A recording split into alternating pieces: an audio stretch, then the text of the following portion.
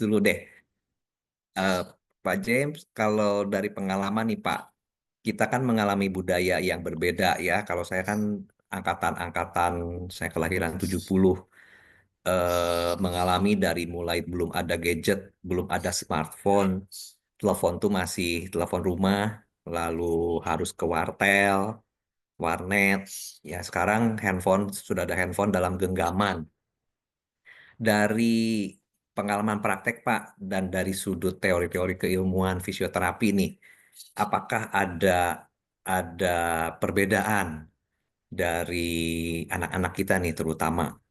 Kan mereka sekarang bergulat dengan lahir pun sudah dikasih handphone gitu. Kalau saya lihat lagi makan di restoran gitu ya, anak umur 2, umur 3, mungkin supaya nggak rewel, disuruh nontonin handphone. Nah itu gimana Pak, dari sisi fisioterapi? Ya, makasih Pak. Ya memang Suaranya kecil ya Pak James. memang sudah zamannya seperti itu ya. Kedengaran Pak? Di saya kurang jelas ya Pak, jauh gitu. Jauh ya? Ya sekarang lebih lebih lebih mending sih. Ya, ya, memang sudah seperti itu zamannya ya, zaman gadget, mana-mana orang itu tidak terlepas dari gadget ya. Dan itu ada plus minusnya memang Pak. Kedengaran suara saya Pak? Ya, tidak terlalu clear tapi masih bisa didengar. Nanti teman-teman semua memberikan feedback jika kurang jelas ya. Kalau di saya soalnya cukup lah, cukup. Ya, Ya, lanjut Pak.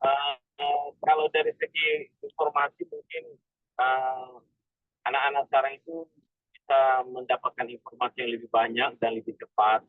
Tapi kalau dari segi penggunaan gadget itu dari postur, sering saya perhatikan memang banyak memposisikan posturnya itu yang tidak ergonomi Pak. Dan itu kalau misalnya berlanjut dalam waktu yang lama itu bisa mempengaruhi terhadap gerak dan fungsi tubuhnya. Yang paling ringan itu ya sering terjadi ketegangan otot yang menyebabkan pegel-pegel di leher, baik ataupun di daerah pinggang. Yang itu bisa nantinya bersifat kronis dan semakin lama menjadi semakin buruk. Itu yang perlu kita perhatikan, sehingga kita mengimbau kepada orang tua yang selalulah mengingat, memperhatikan postur tubuh dari anak-anak kita supaya tidak sampai terjadi kelainan postur akibat eh, apa namanya bentuk tubuh yang tidak ergonomis pada saat menggunakan gadget. Itu yang kalau dari segi fisioterapi itu punya yang perlu diperhatikan. Oke, terima kasih Pak James. Eh, Kalau Sinse Didik, saya minta pendapatnya nih. Sinse yang sudah lama berkecimpung menangani pasien. Gimana Sinse? Eh, belum dibuka mic-nya, Sinse. Ya, ya, terima kasih. Itu suatu pertanyaan yang up to date ya. Jadi saya kan masih ngalami juga pada saat sebelum ada gadget dan sesudah ada gadget. Nah, itu penyakitnya beda. Kalau sekarang tuh banyak orang penyakitnya leher, ya kaku. Maksud saya kalau ada orang yang bilang leher kaku. Sekarang tuh leher kaku, terus jari tangan kaku. Sakit jari tangan.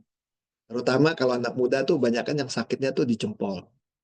Karena dia main gadgetnya gini. Cak, cak, cak, cak, cak, cak, cak, cak. Nah, akhirnya dia punya tendon sitnya luka. Nah, udah luka, berat. Akhirnya bukan luka itu, dia antepin lagi. Dia penghilang sakit. Terus macam-macam. Yang kena bukan tendon sit aja. Sampai ke sarafnya, di sinusnya di situ. Nah, jadi sarafnya luka. Milinnya luka. Nah, udah itu tobat. Mau nggak mau, mesti lari ke dokter. Dokter bedah saraf. Harus dikoreksi itu. Ditutup. Nah, jadi berat. Memang kelihatannya sih sederhana, tapi udah mulai banyak. Jadi biasanya tuh kenanya di leher, ya kalau udah leher kena, dia sering pusing, eh, macam-macam, tidur juga susah, ya insomnia kena juga efeknya. Terus karena lehernya bermasalah, tangannya juga kena, bahunya dia sering sakit. Jadi panjang lah ceritanya. Nah, kalau sudah larinya ke sana, biasanya itu nggak bisa mandiri ditanganinya. Mesti lari ke tempat yang profesional. Itulah penyebab. Dan Baik, Pak. kenapa yang jelas apa? Dia tuh kifosis. Jadi belakangnya ini bungkuk, ya, tengkuknya nongol, di situ seperti kayak ada bakpao. Nah, itu repot juga. Ya.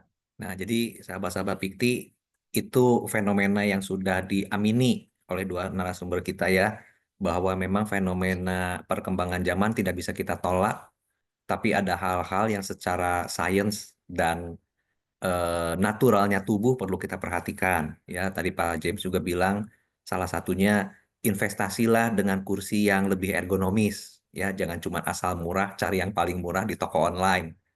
Terutama untuk anak-anak karena sedang pertumbuhan. Pasti begitu ya, Sinse Didik.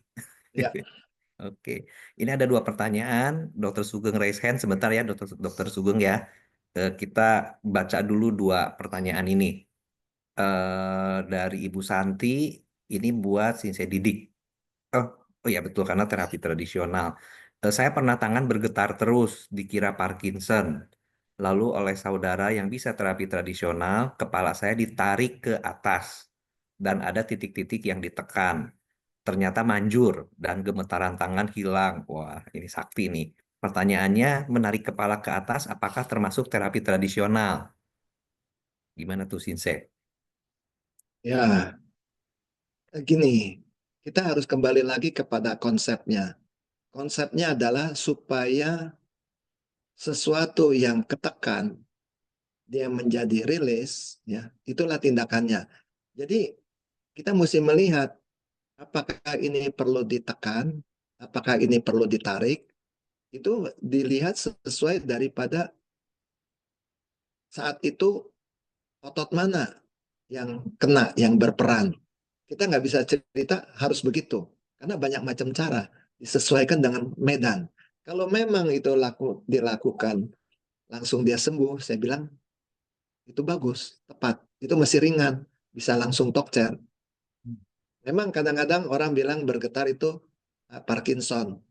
Sekarang saya memberikan penjelasan, nggak begitu. Kalau seorang dokter menentukan Parkinson, dia ada indikasi nggak satu, lebih dari dua. Baru bisa, itu pun masih suspek, masih dicurigai. Harus diikut lagi penelitian, pemeriksaan yang lebih lain. Jadi jangan dengar orang, wah ini Parkinson. Belum ada bukti pemeriksaan yang udah bilang Parkinson. Nah itu saya sering bilang secara awam tuh, jangan sembarangan menggunakan istilah. Saya bilang, Anda udah periksa belum? Nah, kalau bilang kemungkinan boleh ngomong. Atau curiga boleh. Tapi jangan pasti bahwa ini Parkinson. Itu harus dikoreksi. Kalau nggak kesian nanti orang yang nggak ngerti, dia udah upset. Jadi ya, kena shock dulu. Wah, saya udah Parkinson. Kasian. Ya. Nah ini apa kita beruntung punya Pikti yang selalu eh, berbagai macam cabang ilmu ya, baik yang dianggap tradisional. Tradisional bukan kuno loh, teman-teman. Ya, tradisional hanya lebih secara apa ya, secara histori dia ada duluan. Tapi bukan berarti kuno, ya. Umurnya saja. Kadang-kadang kita salah menanggapi tradisional itu seperti yang jadul lebih jelek, enggak juga ya. COVID kemarin sudah membuktikan bahwa baik dari sisi medical konvensional dan tradisional itu sama-sama punya peran ya. Kita ke pertanyaan kedua untuk Sinse Didik lagi. Wah, ini rame nih. Ayo, saya komporin terus nih. Udah ada yang resen dua. Sebentar ya. Habis ini kita diskusi langsung. Izin tanya Sinse, bagaimana membedakan terapi Tuena terhadap akupuntur? Dalam kasus-kasus keluhan dan atau sakit apa saja sebaiknya menggunakan Tuena apa dapat disimpulkan Toina itu terapi temporary atau terapi sementara sebelum kita berobat lebih lanjut kepada ahli-ahli medis? Nah, ini suatu kayaknya yang nanya juga nih seorang ahli juga ini. Ya, jadi dia ingin tahu persis. Saya bilang gini, kita kan manusia itu kan mencarinya kesembuhan. Nah, untuk mencari kesembuhan tuh banyak macam cara, metode ya. Nah, khususnya untuk di TCM itu banyak macam cara. Bisa secara herbal, ya, kira kita makan, ya, diminum atau dimakan obatnya. Nah, secara akupunktur, yaitu dengan penusukan jarum kepada channel-channel tertentu, channel-channel dari akupunktur, meridian, ya.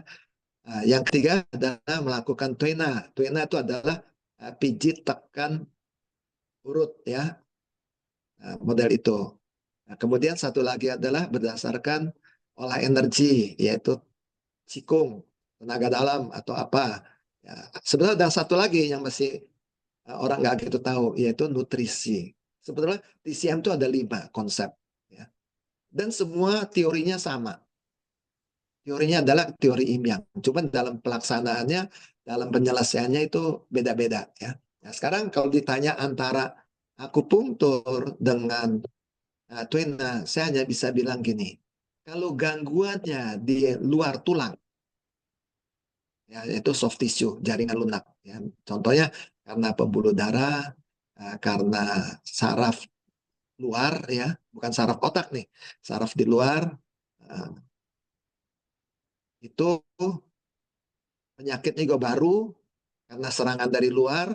Nah, itu bisa dengan Tuena lebih cepat karena dia langsung to the point untuk menyelesaikan karena peristiwanya adalah peristiwa mekanis, ya, pergerakan tuh mekanis.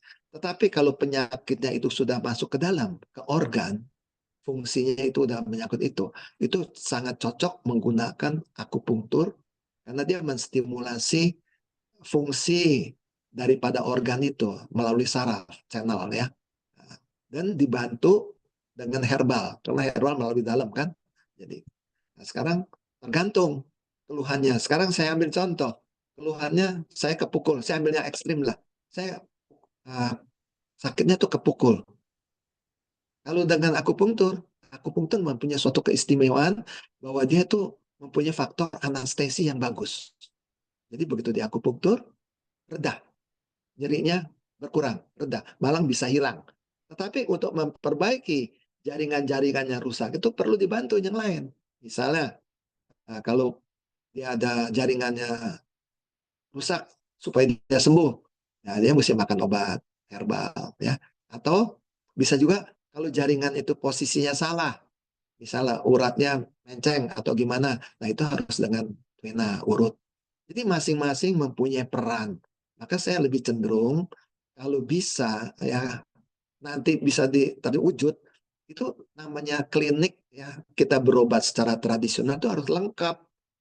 Yang namanya tradisional itu bukan tunggal, bukan hanya akupunktur, tapi harus ada akupunkturnya, harus ada tuinanya, harus ada herbalisnya, harus ada ilmu gizinya, harus ada cikungnya. Itu baik. Sama kita berobat ke kedokteran di rumah sakit. Kan ada dokter penyakit saraf, internis, segala macam penyakit anak, kandungan. Itulah, nggak ada orang yang super satu untuk bisa semuanya. Nah, ini kita bersyukur makin lama pemerintah kita juga terbuka kan, jadi bisa memberikan kesempatan hidup bagi pengalaman yang dari tradisional, tapi betul-betul dipilih yang aman. Maka diadakannya satu pendidikan, yaitu sekolahan, bukannya turun-temurun, bukannya hanya ini hanya ngintip-ngintip langsung jadi, tapi ada suatu pendidikan yang formal yang diakui oleh pemerintah, diakui oleh uh, Kementerian Kesehatan, ya, diakui oleh pendidikan, diakui oleh masyarakat. Itu yang bagus. Ya, kita hanya bisa bilang begitu penjelasannya. Ya, terima kasih pada Sinse Didik. Kita sekarang saya mau panggil dulu Dokter Sugeng, ya. Setelah itu Bu Rani ya yang resen ya. Dokter Sugeng, selamat sore dok. Silakan di unmute. Selamat sore kepada dua narasumber. Ya. Pertanyaan yang pertama saya tujukan kepada Bapak James, ya. Bagaimana cara menangani vertigo selain obat-obatan? Karena vertigo ini kalau pakai obat itu kadang-kadang selesai obat nongol lagi, minum obat hilang. Jadi saya ingin bertanya pada Pak Jim, apa cara terapinya untuk menghilangkan untuk menghilangkan vertigo. Kedua, ada salah satu pasien saya, dia kena kanker ovarium. Ternyata dia metastasis pengapuran di lumbar 3 dan 4. Apakah itu bisa diterapi secara TCM ya? Lalu pertanyaan pada Sing Didi, saya mau tanya bagaimana orang yang sudah tidak mempunyai empedu, selain efeknya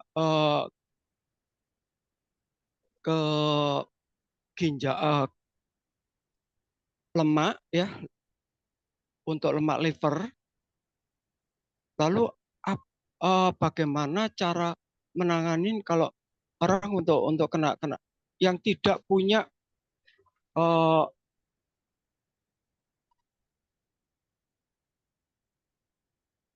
untuk yang tidak punya empedu. Itu aja pertanyaan saya. Sekian, terima kasih.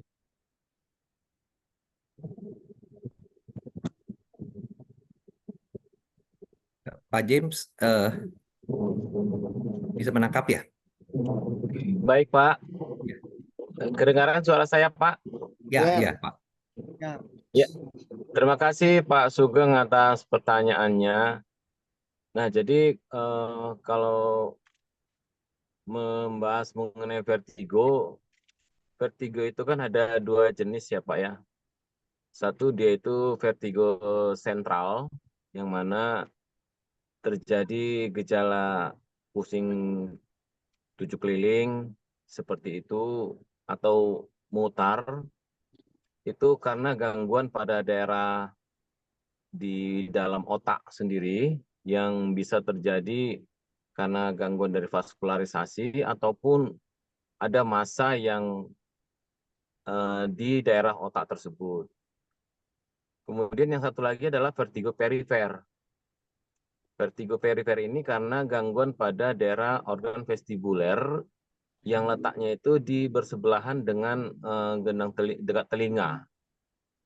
Yang mana patologi dari vertigo perifer ini pada umumnya adalah ketidakseimbangan tekanan dari telinga itu karena ada cairan yang di dalam telinga itu yang mengalami gangguan dari segi gerakan dan tekanannya. Kalau untuk yang vertigo sentral itu tidak bisa Pak kita tangani, apalagi kalau dia itu memang gangguannya karena tumor. Yang bisa kita lakukan untuk vertigo perifer ya, yang mana pencetusnya itu biasanya itu kalau orang melihat ke satu sisi, itu jadi memprovokasi vertigonya muncul. Itu salah satu tanda itu vertigo perifer. Nah, di sini terjadi pergerakan daripada cairan yang ada di telinga itu yang tidak normal. Nah, sehingga membuat terangsangnya vestibuler yang bisa menimbulkan vertigo.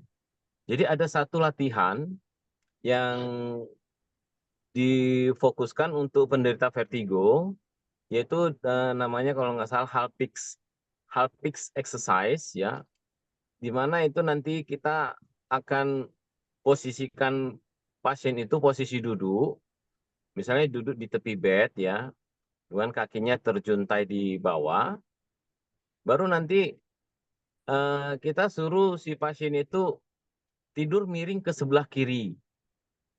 ya, ke sebelah kiri, kemudian kepalanya memutar ke kanan. Kemudian ditunggu sebentar, baru setelah itu nanti kembali tegak, kemudian suruh putar atau suruh tidur miring ke sebelah kanan. Kemudian kepalanya memutar ke kiri.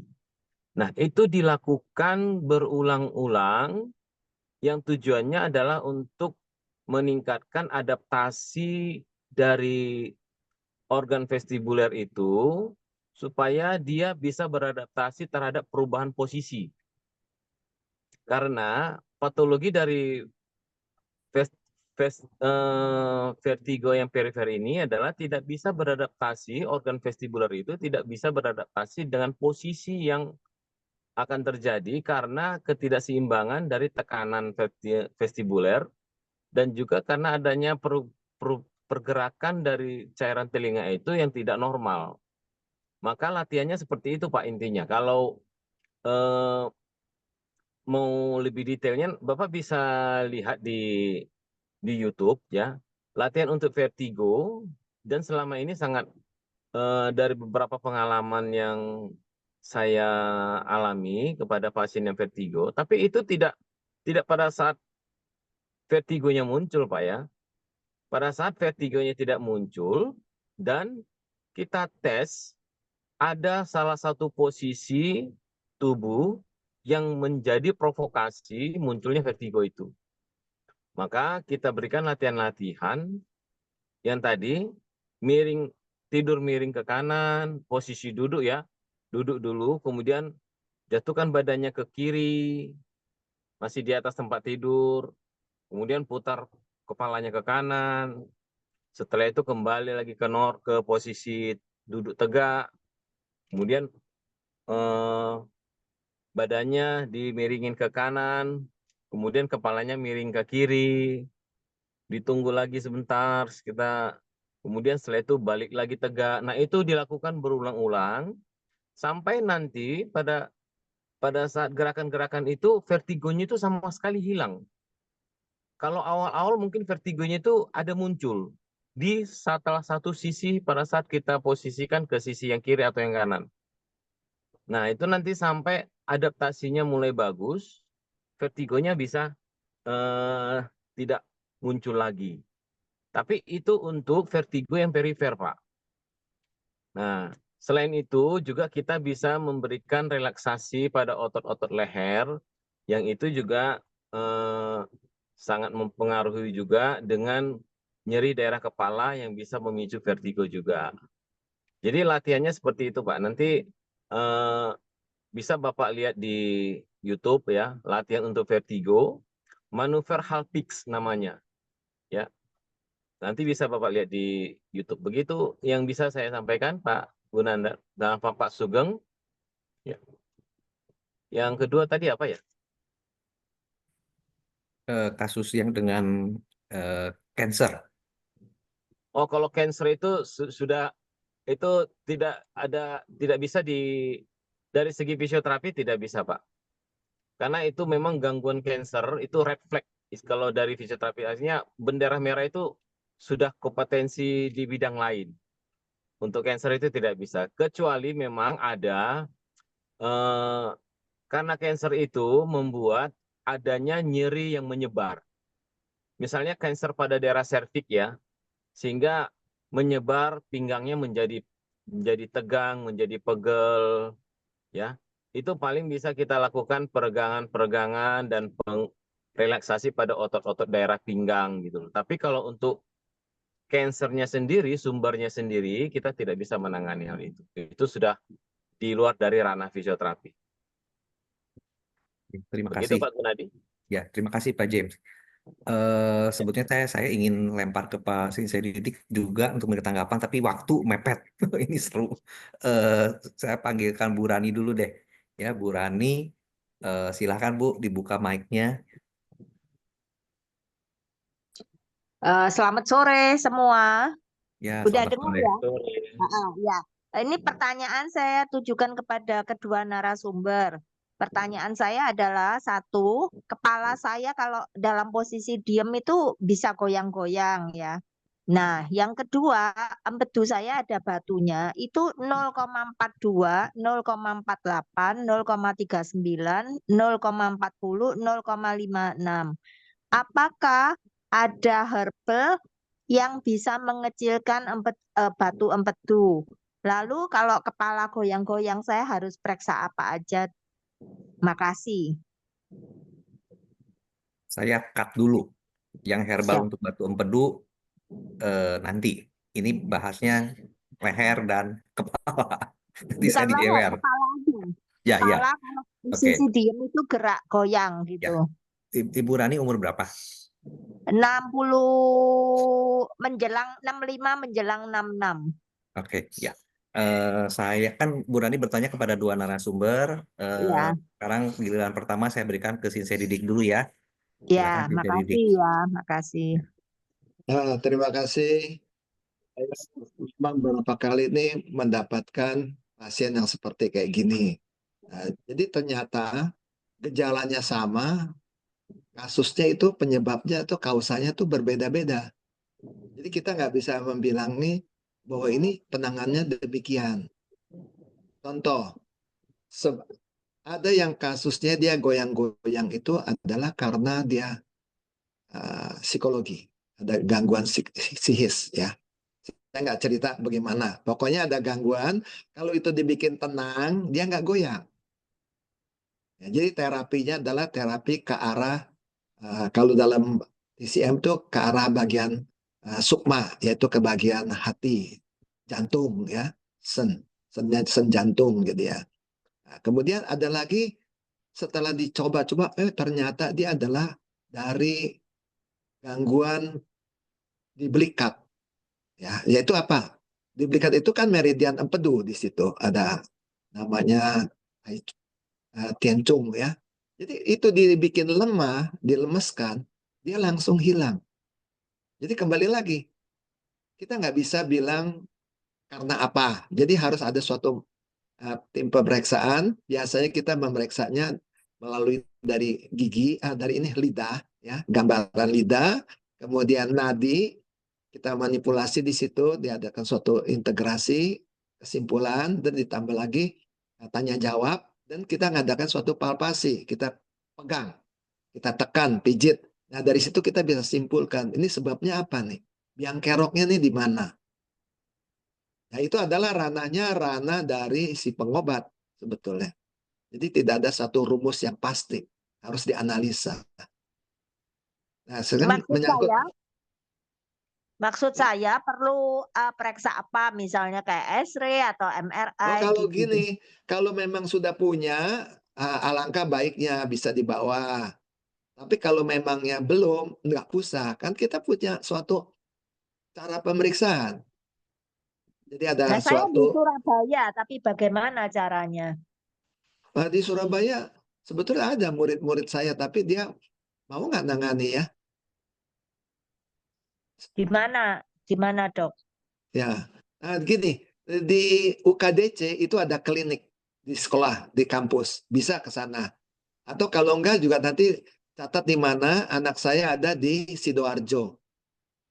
Oh, enggak apa-apa, tolong nanti dikasih alamatnya ya, Dok ya, tolong ya. Ya. Enggak, alamat ibu aja supaya nanti saya bisa suruh anak saya yang kontak, bisa.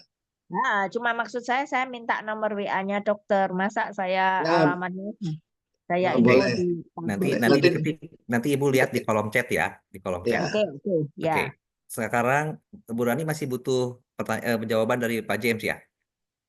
Pokoknya saya pengen nanya dulu untuk kepala goyang, ini saya harus cek apa aja. Nah, Itu. nanti saya cut dulu Bu. Nah, Karena ini sesi bukan sesi konsultasi. Saya yakin pasti nggak akan bisa dijawab itu.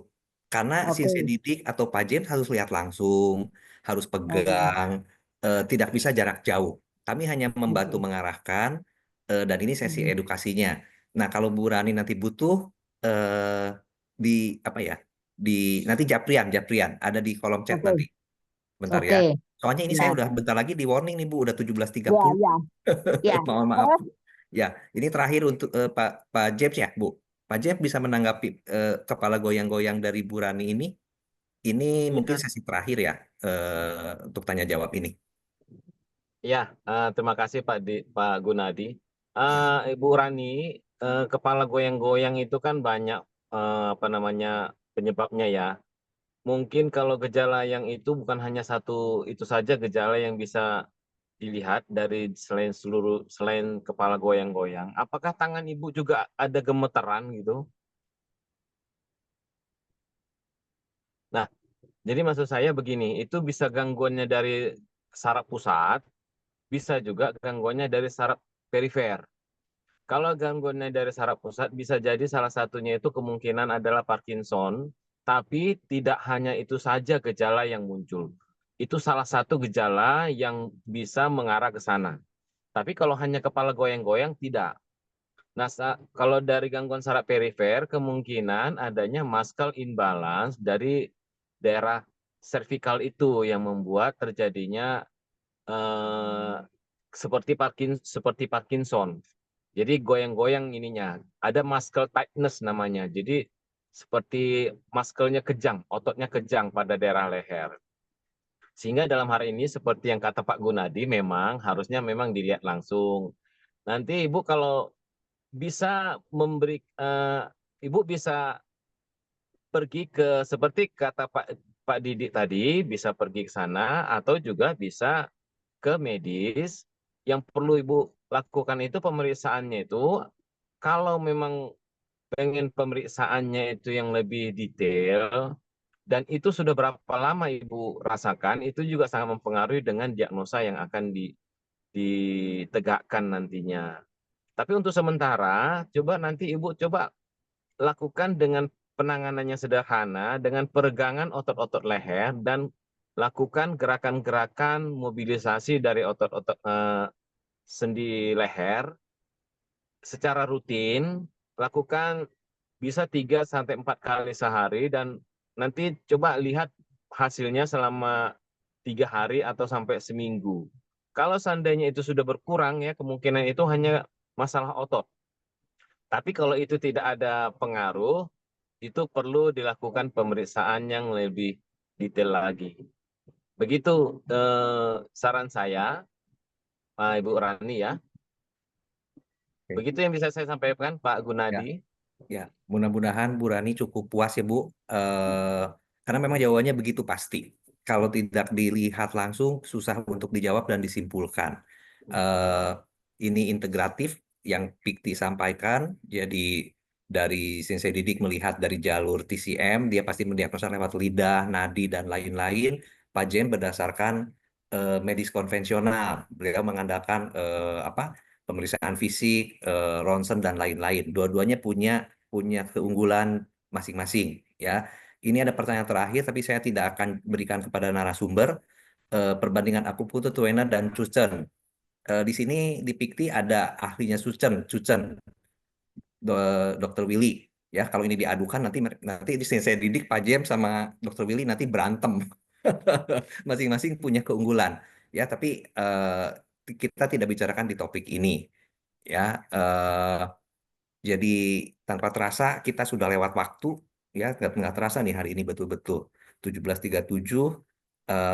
Acara ini resmi saya tutup. Tugas saya sebagai moderator selesai sampai di sini. Mohon maaf untuk segala kekurangan. Acara akan saya serahkan kepada Kinarto yang akan menutup secara resmi acara Pikti pada sore hari ini. Ya, kepada Kinarto, silakan. Ya, terima kasih Ibu Bapak semuanya, terkhususnya pada Dr. Gunadi Widarsa sebagai moderator Pikti yang sangat tangguh, unggul, dan tegas. Tegasnya apa? Karena ada pertanyaan-pertanyaan yang tidak berkaitan dengan kepala dan leher yang sakit. Nah, ini ditunda dahulu ya. Ibu Bapak sekalian, ini juga tadi pagi juga saya tuh leher saya juga gini sakit gitu ya. Kepala juga sakit gitu. Sakit. Setelah mendengarkan penjelasannya Sensei Didik ya, sama Pak James Siloan. Kemudian saya rasakan, saya amati, oh iya ya, apa yang disebutkan kedua narasumber itu benar deh.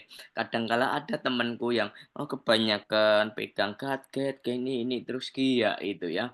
Ternyata sakit leher dan sakit kepala itu banyak ragamnya. Sama-sama sakitnya, sebabnya banyak, sebabnya bisa berbeda-beda. Penanganannya pun juga berbeda-beda. Sehingga persis apa yang disampaikan Pak James Soloan dan Pak Didik Waloyo itu adalah sesuai dengan keterampilan, sesuai dengan kemampuan, sesuai dengan pengetahuannya yang sangat baik. Makanya Pikti mengucapkan terima kasih kepada Sinse Didik, Bapak James Wilson Hasuluan. Untuk itu kepada Bapak James Wilson Hasuluan Manik, ini sahabat saya, kenalan saya, teman baik saya, dosen yang hebat, bagus, ramah, terampil dari Universitas Kristen Indonesia, sangat bagus. Terima kasih atas penjelasannya sebagai narasumber di Pikti. Untuk itu, mohon berkenan Bapak James Wilson Hasuluan Manik, SSTFT MPhis, berkenan untuk menerima sertifikat penghargaan yang telah ditandatangani oleh Ketua Pikti, Dr. Eka Wahyukasih. Pak James, mohon berkenan untuk menerimanya. Terima kasih Pak Narto atas piagam sertifikat yang diberikan. Salam sehat semuanya, Pak. Ya, salam sehat semuanya ya. Leher saya sudah langsung sembuh loh, Pak. Hanya mendengar penjelasannya, Pak Jim aja gini-gini, sembuh ya. Amin, amin. Menambah pengetahuan, menambah pengalaman, semua sehingga peserta seminar ini sangat antusias sehingga curiosity-nya, rasa ingin tahunya tinggi sampai pertanyaannya banyak sekali sehingga Dokter Gunadi aja ngekatakan ini pertanyaan perlu ditunda, nggak usah dibacakan nggak ini dan lain sebagainya. Terima kasih. Terima kasih, Pak. Ya, Pak James.